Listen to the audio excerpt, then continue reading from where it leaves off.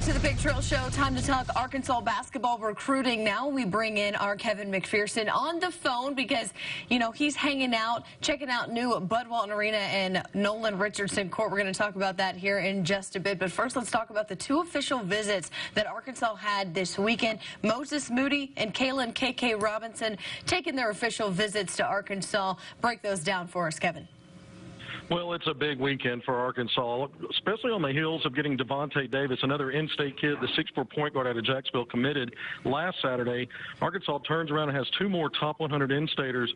And Moses Moody, ESPN ranks him number 29 in the country. KK Robinson out of Bryant, number 72 in the country, another 4-star. So you're talking about two guys and two more backcourt players. Moses Moody is 6'6", shooting guard, wing.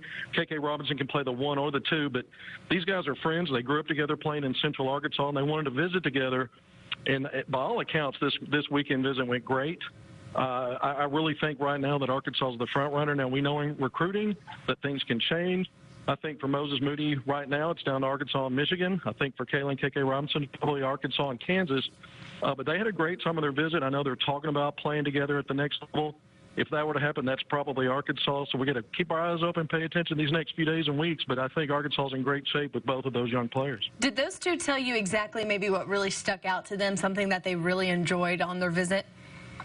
Well, you know, first of all, with Moody, you know, he's really impressed with the pro atmosphere. You know, he's talking to other players.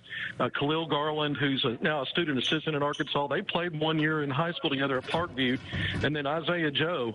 So some of these current players are people that are a part of this team and program have really talked about, aside from what they're seeing with their own eyes, talking about the fact that this is a place that's going to be like getting you ready for the next level, getting them ready to be NBA players or pro players.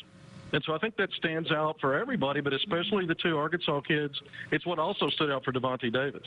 All right. Well, thank you. Of course, that's something really that Coach Musselman stresses, his experience at the next level to get his guys ready to try to play at that next level. Well, we talked about it right before we started, and, of course, that was the fact that it is the Nolan Richardson dedication today at Bud Walton Arena. You know, Kevin, I've been thinking about this all day, and it's such a monumental day for Arkansas fans, especially those who remember the years where Nolan Richardson was at Arkansas. You're there in person. Describe this vibe and this energy that's in that stadium. Well, I got here just about 2 hours before the doors are supposed to open, and the fans were already lined up around the arena. And, of course, the arena's open now. It just opened up, and I've gone down to the court, actually tweeted out a little video. They've got it taped up over where we know the name. Nolan Richardson Court will be unveiled a little later. That'll happen right before the game between Arkansas and Little Rock, which, by the way, is an exhibition game. The first time these two in-state schools have ever met. So there's a lot of intrigue today, a lot of excitement.